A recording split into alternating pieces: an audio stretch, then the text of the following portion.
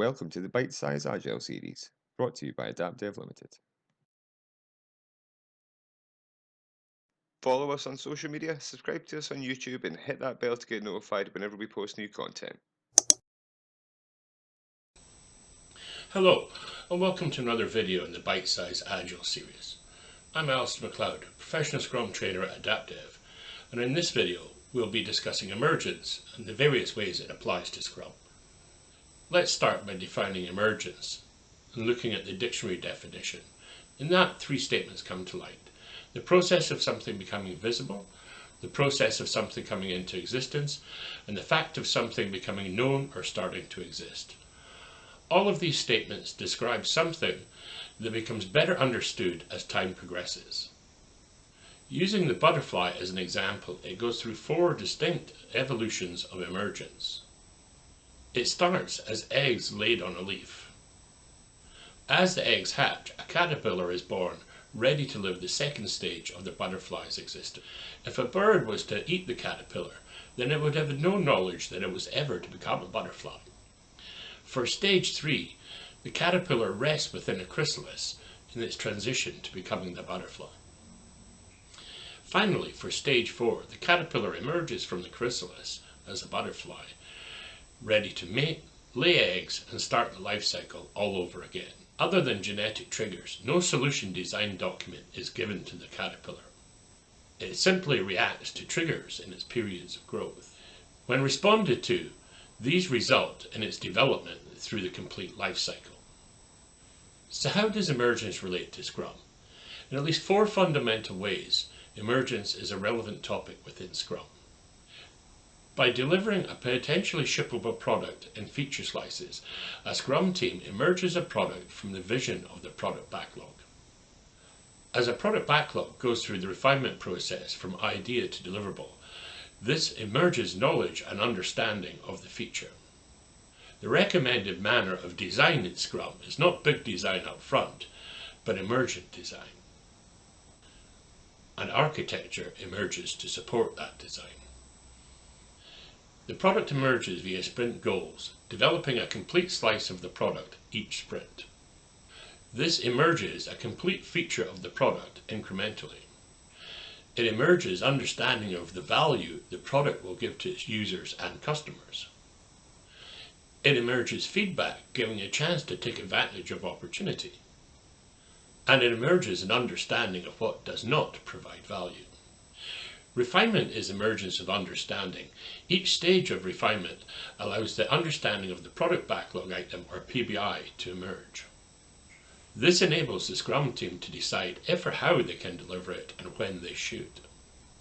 The PBI, when first added to the product backlog item, might just state a strategic goal or customer need. In the first refinement of the PBI, you might impact or story map to understand where it fits within the overall product. The second refinement might look to understand whether it's an epic or large item of work that needs to be further broken down. Either then, or through more refinement, it will eventually be considered a deliverable piece of work that could be taken into a sprint.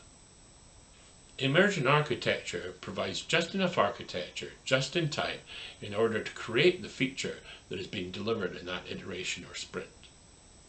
This does not prevent the Scrum team from visualizing the emerging architecture through a diagram. Using a tool such as Draw.io, a team can diagram the functionality they are currently working on this sprint using a color such as red. Then in Sprint 2, recolor the previous work into black or any other color chosen. Further work for the current sprint can then again be added to the diagram using red. In maintaining the required drawings of architecture in this way, a record of decisions is kept. The drawing always represents the current true state, and less waste is created by having to redo full drawings with every change. Design patterns, standards, and reusable components provide enablers to emergent architecture and design. If you have a set of good guidelines, then using this, it provides guidance to the Scrum team when they have decisions to make. The use of design patterns such as the singleton, the factory method, and the model view controller facilitates the emergence of architecture and design.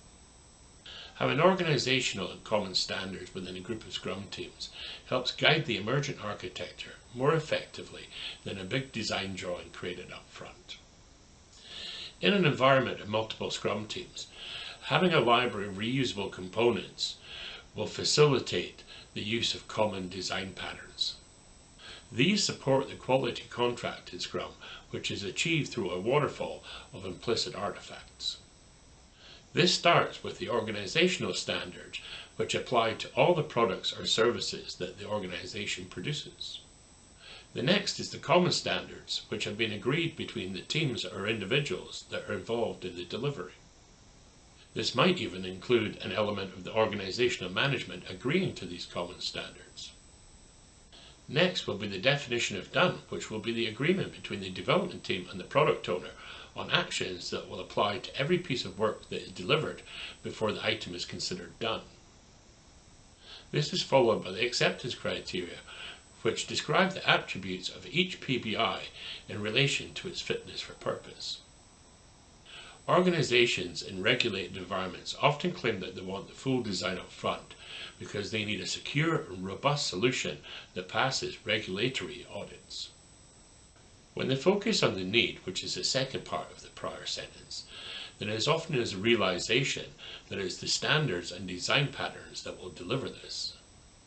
Upfront diagramming and solution design often just forms a constraint that actually introduces more risk when workarounds are applied. For those working in non-digital or technology-based agile transformations, we often hear that this doesn't work and that they need the full plan. I would suggest to you that the plan that you think will work is actually what is limiting you. Having a predefined upfront plan prevents the ability to take advantage of opportunity. When an issue requires understanding, deciding, reacting to, then the big upfront plan will limit your decisions to those you have already considered. Ken Schwaber likes to refer to two different sports, both baseball and chess. The rules are defined and the Scrum team plays within those rules. However, the outcomes of each game depends on the interplay between individuals or teams. If you open in chess, fixated on the idea you're going to beat your opponent in 7 moves, then you will most likely miss their attempt to beat you in 5. If your strategy in baseball is to hold a no-score game until the last inning and then win by 1 run, how will you react if the opponents score 3 runs in the first innings? In football or soccer, the Italian game has traditionally had a view of playing it safe and keep the opponent from playing their game. Score 1 goal and then defend. If this plan was the most successful, then you would have expected them to have won every tournament that they have ever played in. Yet a team like Brazil or Real Madrid, who play an attacking game, has been successful. Does this mean that teams cannot score against Brazil or Real Madrid? No, what it does mean that they have a culture of taking advantage of opportunity. When they see the chance to get an advantage, they take it. They don't turn it down because it doesn't fit the plan. In conclusion, the big design upfront plan does not provide guidance to create a great product. It only creates the box of constraints that your product and all its decisions must fit within. Although it feels like a familiar route to success, when challenged to see if previous delivery means without change requests, we realize that the big upfront plan is not a successful way to deliver products in a complex and changing environment. Rather, it merely provides a familiar process to understand what failed, when at the end what we get is no longer valid. In order to fully succeed, the organization needs to look beyond planning how to be the best possible caterpillar. Let go of the big plan while learning how to emerge into the butterfly. If you have enjoyed this video, like, subscribe and hit the bell to be notified when new videos are uploaded. Thank you for watching.